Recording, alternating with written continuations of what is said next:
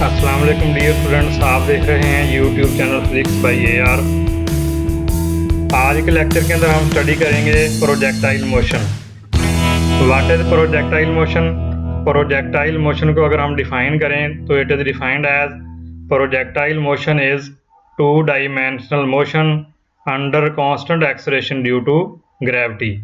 Video में देखें, यहाँ पर एक गोला जो फायर किया जा रहा है तो उसकी इनिशियल वेलोसिटी हॉरिजॉन्टल है, लेकिन टाइम गुजरने के साथ साथ उसकी वेलोसिटी वर्टिकल में भी बदलती जाती है।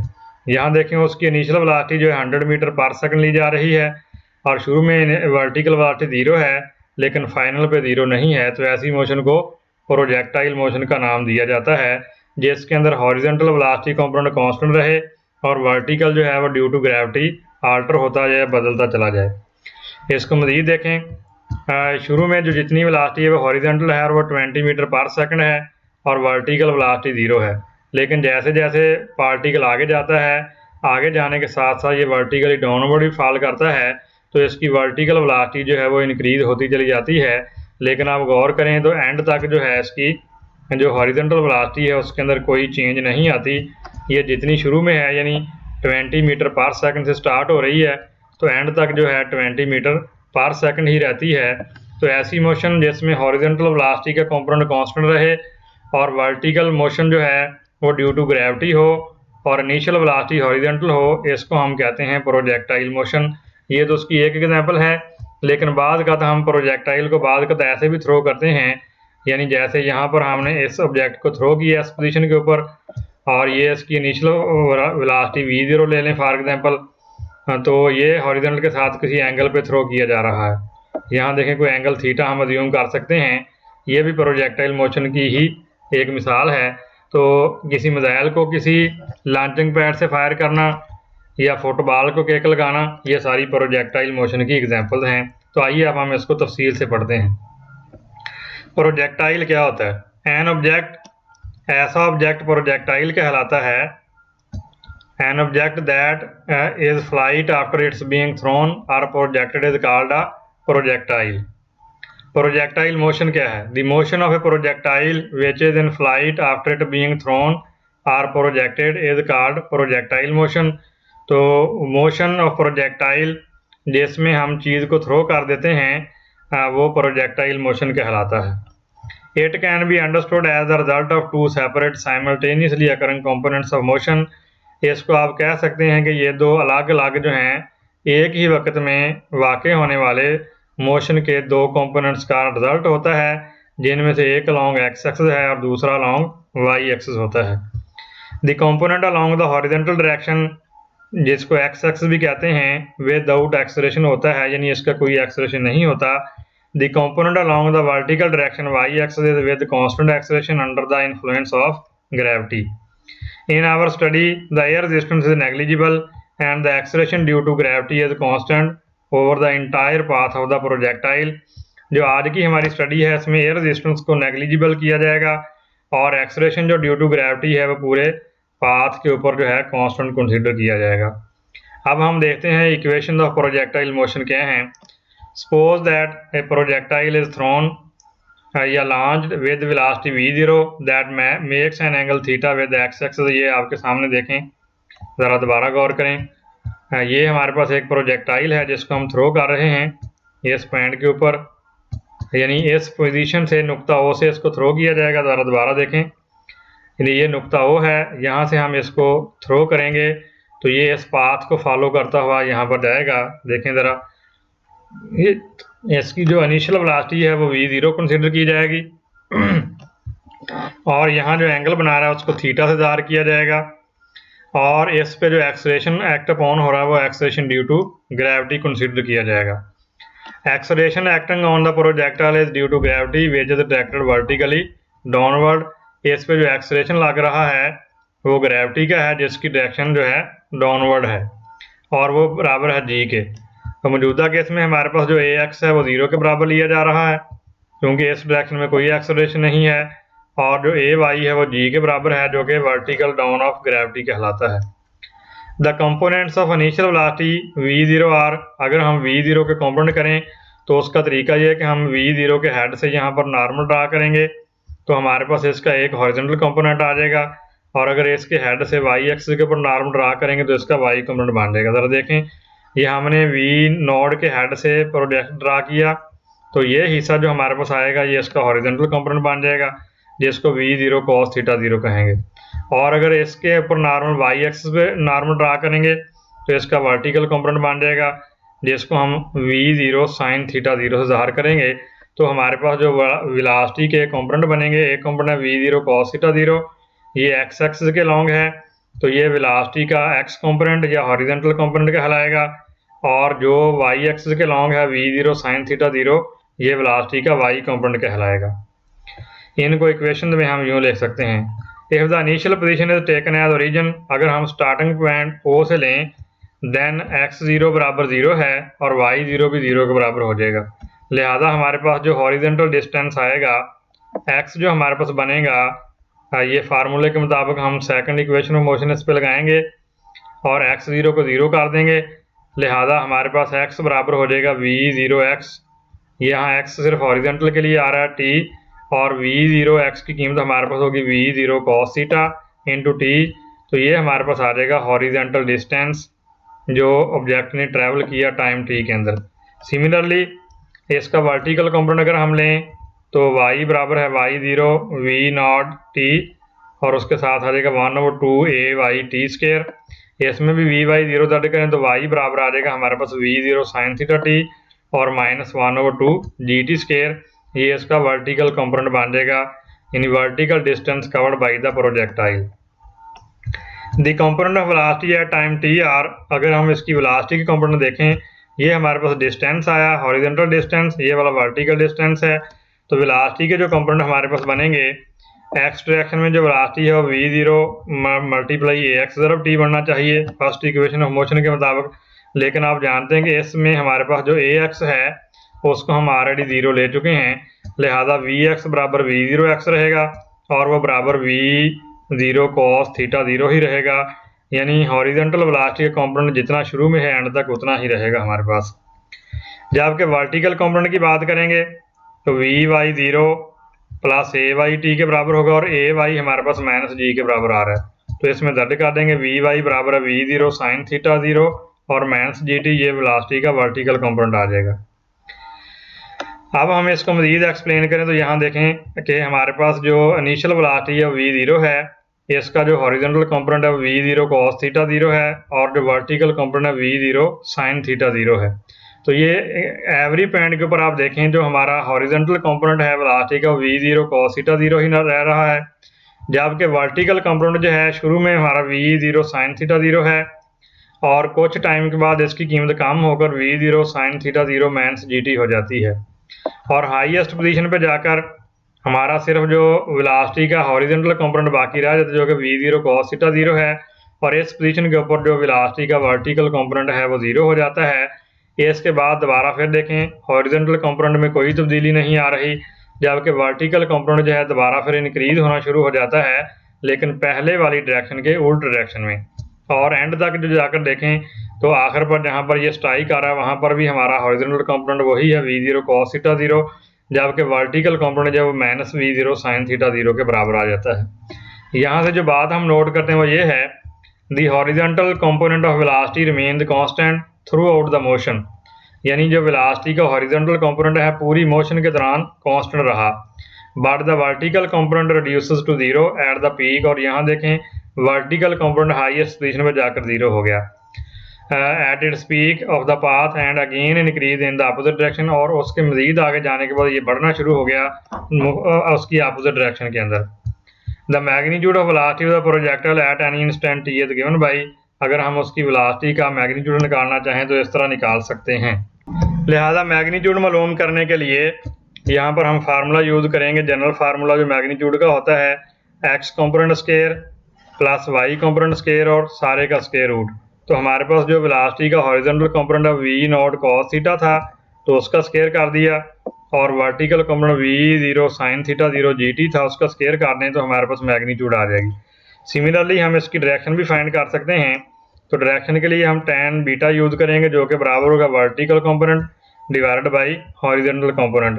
वर्टिकल कंपोनेंट है v0 sine theta 0 minus gt और हॉरिजॉन्टल कंपोनेंट आ रहा है v0 cos थीटा 0 के बराबर आ रहा है। अब हम बात करते हैं equation of path of projectile. The shape of path of projectile can be found by mathematical equations. आप जानते हैं कि हमारे पास हॉरिजॉन्टल डिस्टेंस का फार्मूला है v0xt जो कि बराबर है v0 cos थीटा 0t। तो इसमें हम t गेन करेंगे और t की कीमत जो है वर्टिकल मोशन वाले फार्मूले में जाकर रिप्लेस कर देंगे। ये हमारे पास वर्टिकल डिस्टेंस है जो कि बराबर है v0 sine theta 0t minus 1/2 gt square है। इसमें जहाँ जहाँ t आ रहा है उन जगहों पे हम t की कीमत रिप्लेस कर देंगे। यहाँ देखें तो v0 sine theta 0 multiply x over v0 cos theta 0 minus 1/2 x over v0 cos theta 0 का स्क्वायर। अब इनमें से ये v0 से v0 कैंसिल आउट हो जाएगा और ये साइन थीटा और cos थीटा को मिलाएंगे तो ये tan थीटा बन जाएगा। सिंप्लीफिकेशन के बाद देखें v0 से v0 कैंसिल हो गया और साइन थीटा और cos थीटा tan थीटा बन गया, x उसके साथ एज इट आ जाएगा। जबकि यहाँ पर g एज इट ही रहेगा, 2 डिवाइड हो रहा है और x का स्क्वायर हो जाएगा और नीचे v0 cos थीटा 0 सारे का स्क्वायर आ जाएगा। अब अगर हम इस इक्वेशन का कंपैरिजन करें इस इक्वेशन के साथ y बराबर ax माइनस bx स्क्वायर के साथ, तो आप देख रहे हैं कि जो tan थीटा है ये a के इक्वल आ रहा है और ये सारा फैक्टर जो है g/2 v0 cos थीटा 0 का स्क्वायर ये b के बराबर है। तो ये इक्वेशन जो है पैराबोला की इक्वेशन बन जाती है। जबकि यहाँ पर देखें a बराबर tan थीटा और b बराबर g/2 v0 cos थीटा 0, ये वाला सारा फैक्टर आ रहा है। The above equation is called equation of parabola. जो ऊपर वाली इक्वेशन है ये पैराबोला की इक्वेशन है। बस हम ये कह सकते हैं कि जो पाथ ऑफ प्रोजेक्टाइल है ये पैराबोला है। Therefore the path of projectile is parabola. अब हम एक्सप्लेन करते हैं कि इसका मैक्सिमम टाइम कितना होता है रीच करने का, time to reach maximum height तक पहुंचने का टाइम कितना इसका बनेगा। तो उसके लिए हमारे पास हम अज्यूम करते हैं कि TM be the time taken for the projectile to reach its maximum height and TF be the total time of flight of the projectile.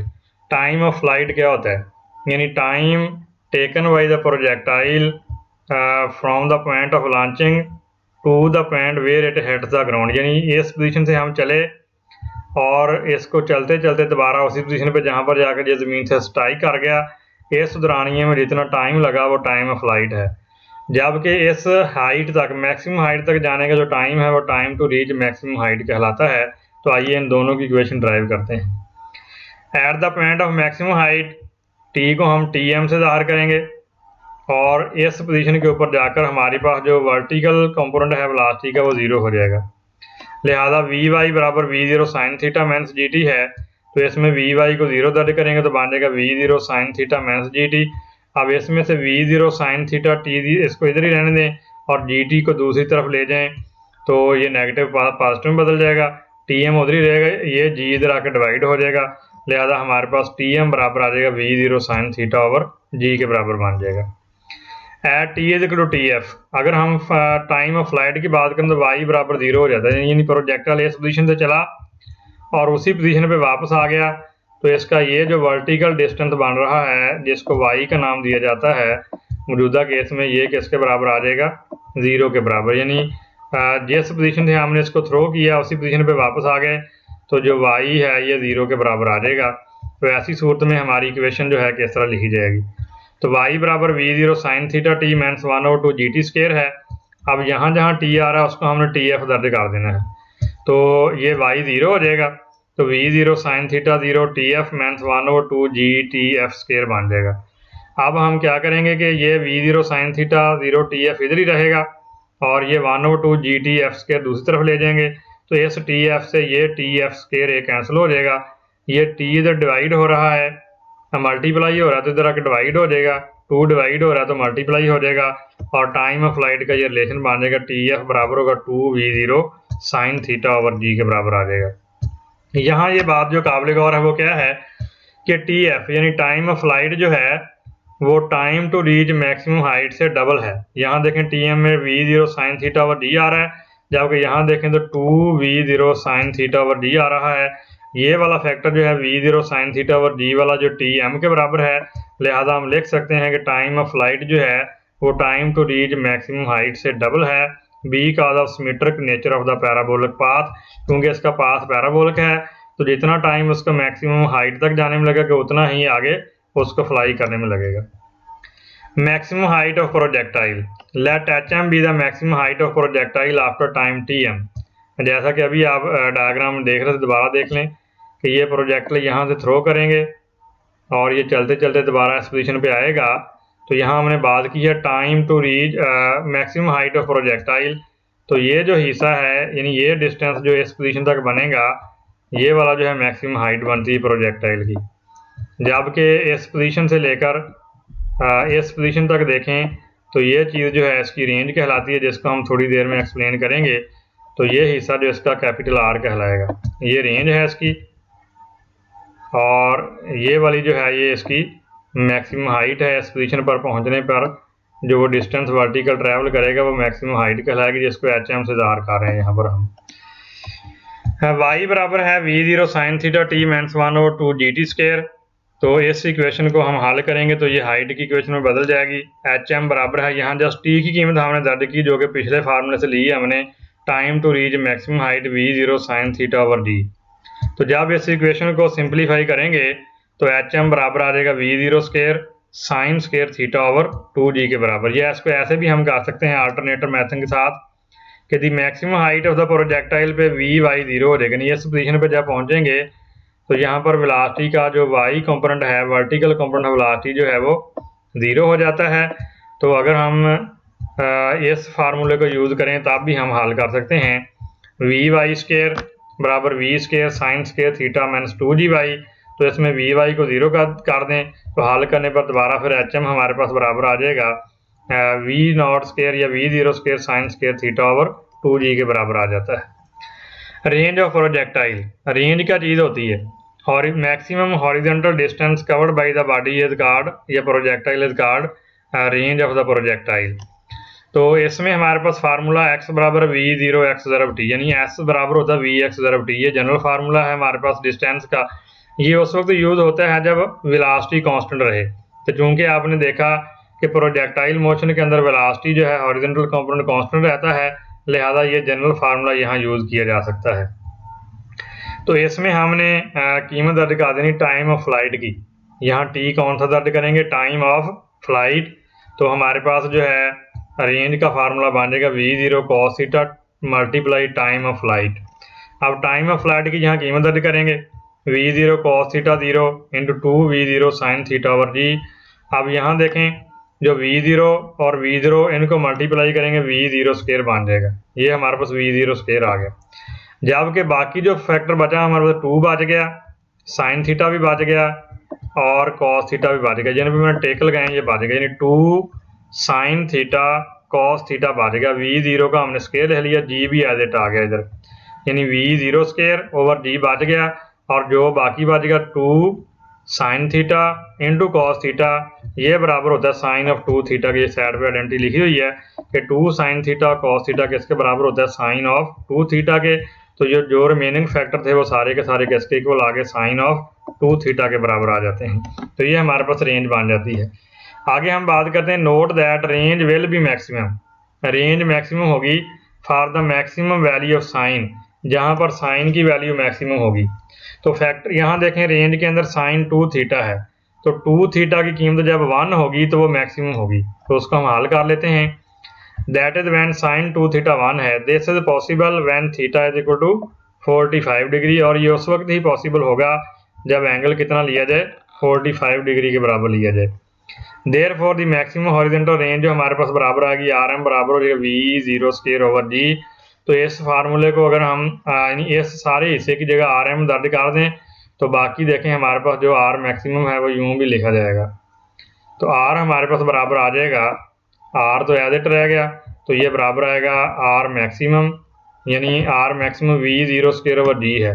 यानी इस हिस्से की कीमत जो आ रही है हमारे पास v स्क्वायर ओवर जी जो है, इसको हम दर्ज करेंगे आर एम के बराबर, और बाकी साइन 2 थीटा जो है वो एज इट ही इसके साथ आ जाएगा।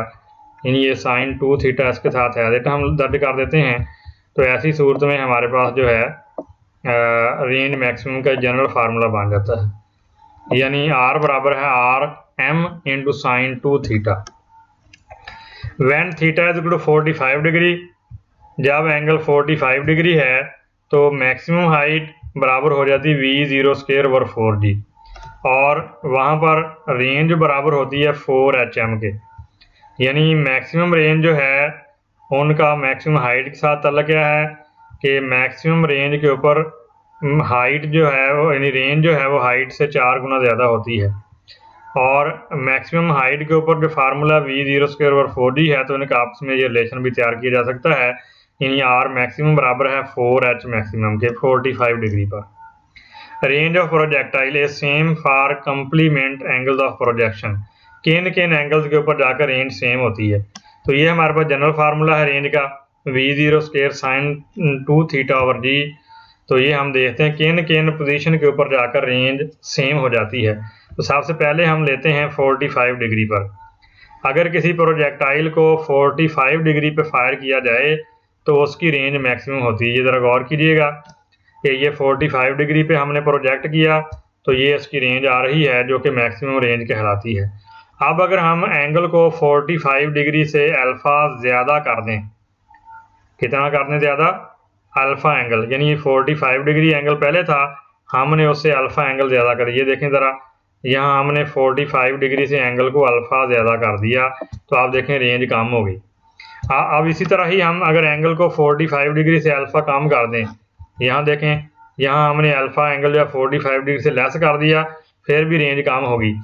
यानी अगर 45 डिग्री से बराबर अमाउंट में एंगल को ज़्यादा कर दिया जाए या 45 डिग्री से बराबर अमाउंट में एंगल को कम कर दिया जाए, दोनों सूरतों में रेंज डिक्रीज़ हो जाती है। लेकिन यहाँ एक बात बड़ी काबिल गौर है, यहाँ देखें कि जब एंगल को कम किया तो हाइट भी कम होगी, लेकिन जब एंगल को ज़्यादा किया तो हाइट ज़्यादा होगी। यानी एंगल कम ज़्यादा करने पर हाइट कम ज़्यादा होती है। यूँ कह सकते हैं कि जो हाइट है वो एंगल के डायरेक्टली प्रोपोर्शनल है। यानी एंगल कम होगा तो हाइट कम हो जाएगी, एंगल ज़्यादा होगा तो हाइट ज़्यादा हो जाती है। जबकि जो रेंज है वो एंगल ज़्यादा होने पर भी कम हो जाती है और एंगल के कम होने पर भी कम हो जाती है। तो इस चीज़ का ख़ास ख्याल रखना है। लेकिन अगर इक्वल अमाउंट में एंगल को बढ़ाया जाए 45 डिग्री से और उतनी ही मिकदार में कम किया जाए तो रेंज बराबर हो जाती है। For angle 45 degree plus alpha and 45 degree minus alpha, 2θ जो है वो 90 + 2α और 90 - 2α बनते हैं रिस्पेक्टिवली, और इनके ऊपर जो हमारे पास वैल्यूज़ बनती हैं sin 90 + 2α और sin 90 - 2α, ये cos ऑफ 2α के इक्वल होती हैं। यानी दोनों सूरतों में cos ऑफ 2α बन जाएगा। Therefore range R equal for elevations which exceed, पास रेंज जो हैं वो इक्वल होंगी ऐसे एंगल के लिए विच एक्सीड जो ज़्यादा कर दिया जाए, आर फॉल शॉर्ट या कम कर दिया जाए 45 degree by equal amounts of alpha. यानी अगर एंगल जो 45 डिग्री है उससे बराबर मिकदार में एंगल को ज़्यादा करने पर और उतना ही एंगल कम किया जाए 45 डिग्री से रेंजेस इक्वल हो जाती हैं। In other words the for complement angles of elevation the ranges will be same. दूसरे लफ्ज़ों में अगर हमारे पास एंगल जो हैं वो कंप्लीमेंट्स एंगल हैं एलिवेशन के तो रेंजेस क्या होंगी, सेम हो जाती हैं। दैट इज़ फॉर θ0 एंड 90 - θ0, यानी 90 डिग्री से कम करने पर या 90 डिग्री से ज़्यादा करने पर दोनों सूरतों में आपका जवाब जो है वो सेम आ जाता है। तो डियर स्टूडेंट, अगर आपको ये मेरा लेक्चर पसंद आया तो मेरे चैनल को सब्सक्राइब कर लें ताकि आने वाली नेक्स्ट वीडियो आप तक पहुंच सके। अस्सलाम वालेकुम व रहमतुल्लाहि व बरकातहू।